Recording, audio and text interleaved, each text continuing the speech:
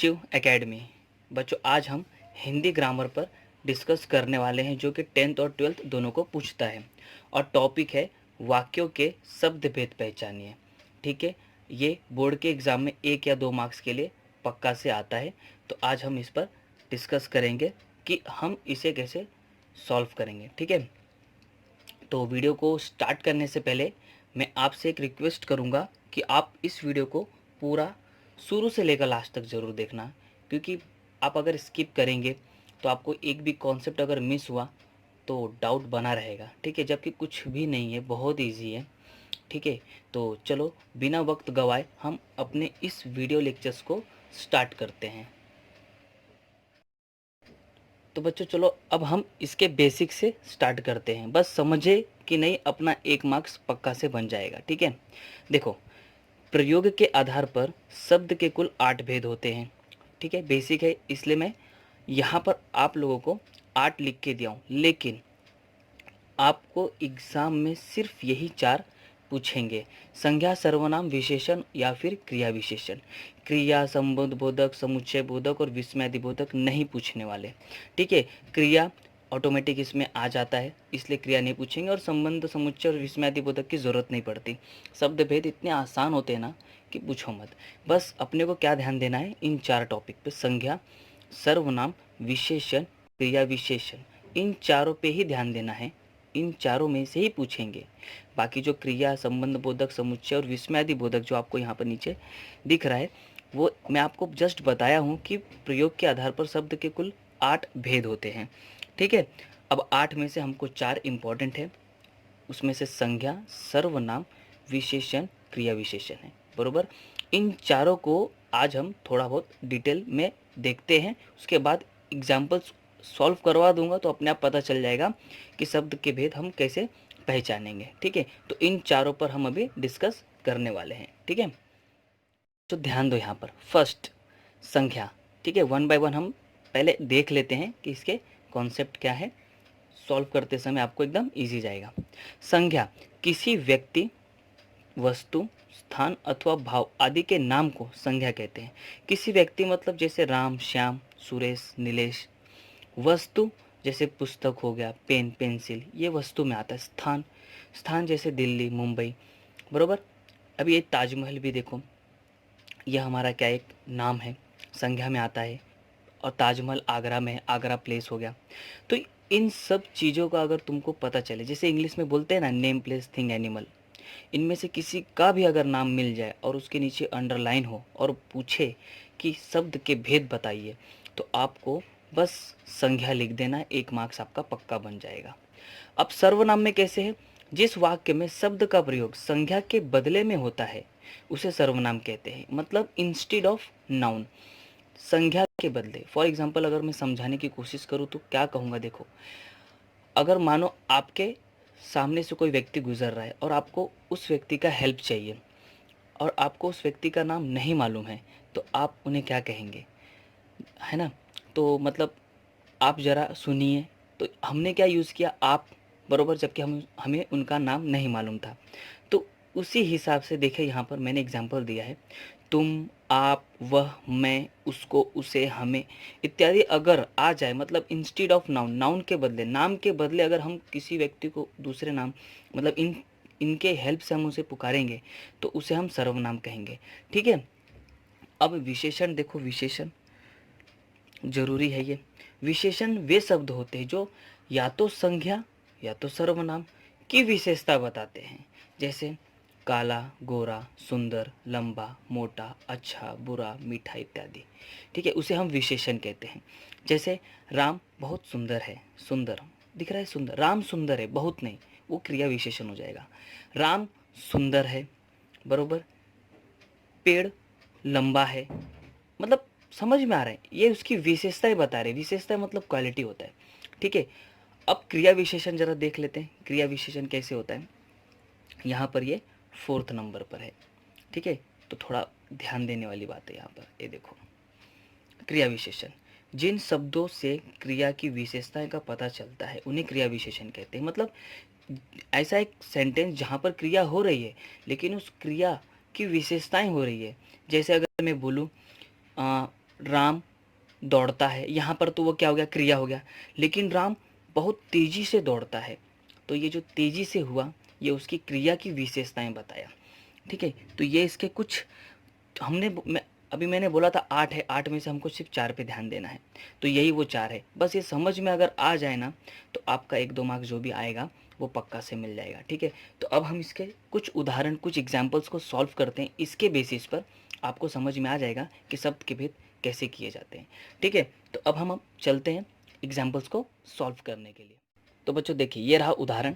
ठीक है, और आपको एग्ज़ाम में किस टाइप से पूछे जाएंगे, क्वेश्चन दिया रहेगा और उसके ऊपर बोल्ट में लिखा होगा अधोरेखांकित शब्द का भेद लिखिए। ठीक है, अब शब्द का भेद कैसे पहचानेंगे, कैसे लिखेंगे, इस एग्जाम्पल के थ्रू आपको समझ में आ जाएगा। बस आपको क्या रखना है याद, संज्ञा, सर्वनाम, विशेषण और क्रिया विशेषण। और इन दोनों में से भी 90% चांस है संज्ञा और सर्वनाम ही पूछते हैं, बहुत रेयर होता है विशेषण और क्रिया विशेषण पूछेंगे। ठीक है, बट अपने को चारों करना है, चारों पे ध्यान देना है। अब देखो, फर्स्ट एग्जांपल से आपको समझ में आ जाएगा कि वो संज्ञा है या सर्वनाम है, विशेषण है या फिर क्रिया विशेषण है। अब आप ठीक हो जाएंगे। मैंने कुछ क्वेश्चंस लिए जो प्रीवियस ईयर में आए हुए हैं, मार्च 2019 सेट 1। अभी देखिए, अब आप ठीक हो जाएंगे। आप पर यहाँ पर क्या किया हुआ है, अंडरलाइन किया हुआ है। अब एक बात बताओ, आप क्या है, संज्ञा है, सर्वनाम है, विशेषण है या क्रिया विशेषण है। संज्ञा मतलब डायरेक्ट नाम दे देगा, आपके बदले सुरेश, नीलेश, रमेश, राम, श्याम ऐसा कुछ नाम दे देगा। लेकिन यहाँ पर नाम के बदले कुछ और यूज़ किया है, मतलब आप यूज़ किया है, तो आप ये क्या कहलाएगा, सर्वनाम कहलाएगा। बस आपको वहाँ पर जाके बस सर्वनाम लिख देना है। ठीक है, देखो बन गया, है ना, एकदम इजी। अब सेकंड देखो जरा, सेकंड, उन्होंने टूटी अलमारी को खोला।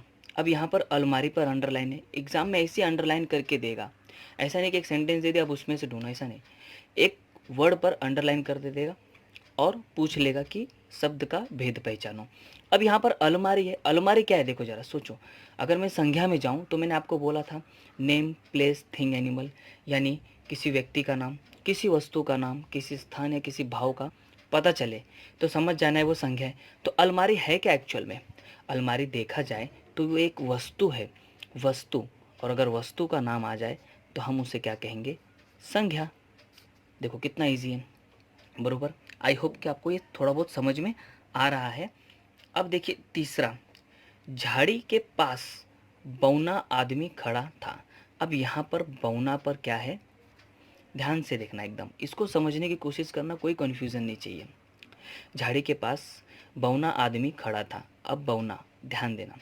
अच्छा, आदमी अगर मैं बोलूँ तो वो तो क्या हो गया, अपना संज्ञा हो गया, बरोबर। आदमी किसी व्यक्ति का नाम नहीं है लेकिन व्यक्ति तो है, यहाँ पर क्या है, वो आदमी है, व्यक्ति यानी संज्ञा हुआ है, संज्ञा यहाँ पर हो गया।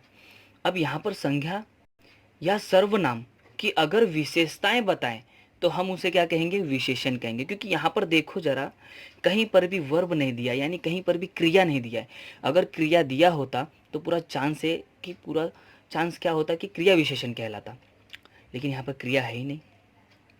झाड़ी के पास बौना आदमी जस्ट खड़ा है वो, ठीक है, कुछ काम नहीं कर रहा।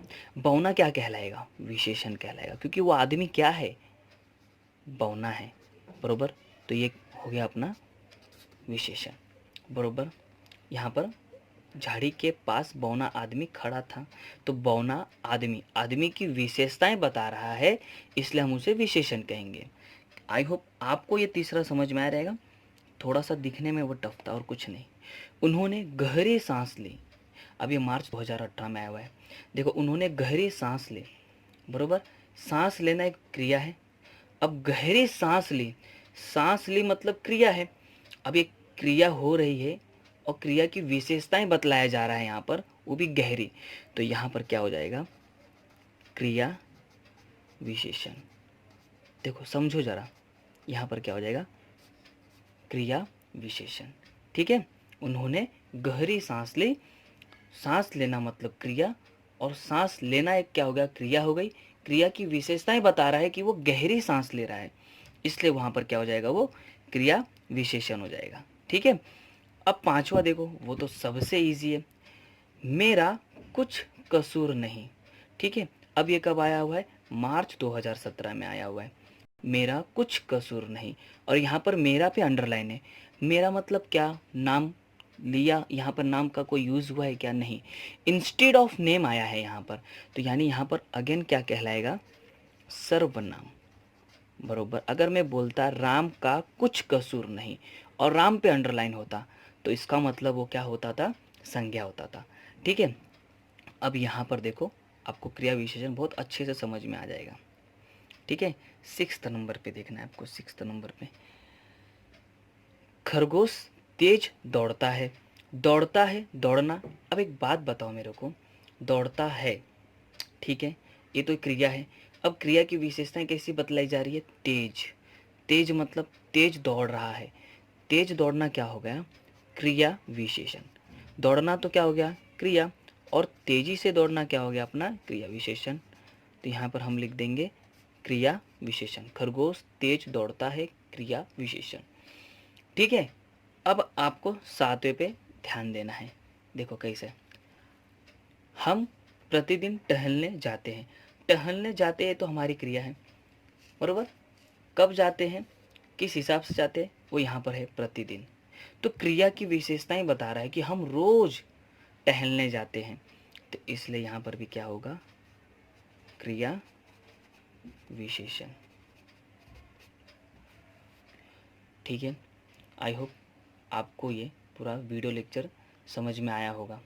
ठीक है, कुछ नहीं, बहुत इजी है। शब्द का भेद पहचानना बहुत इजी होता है। बच्चे चाहे तो उसको 30 सेकेंड में सॉल्व कर सकते हैं। बस पहचाने कि नहीं, तुरंत लिखे और 1 मार्क्स बन गया। ठीक है, कुछ नहीं होता है। अब शब्द भेद, आई होप मैं समझ सकता हूँ कि आपको समझा रहेगा। अगर कुछ भी डाउट रहा तो आप कमेंट बॉक्स में पूछ लेना। और अब अगला वीडियो जो होगा वापस से वो हिंदी के ग्रामर के टॉपिक पर होगा। ठीक है, अभी मैंने जो कल परसों मैंने अपलोड किया वो था रूट वर्ड इंग्लिश का ग्रामर। आज ये आपको शब्द भेद हिंदी ग्रामर मिल गया है। ठीक है, तो अगर वीडियो पसंद आया है तो लाइक करना, शेयर करना और सब्सक्राइब करना।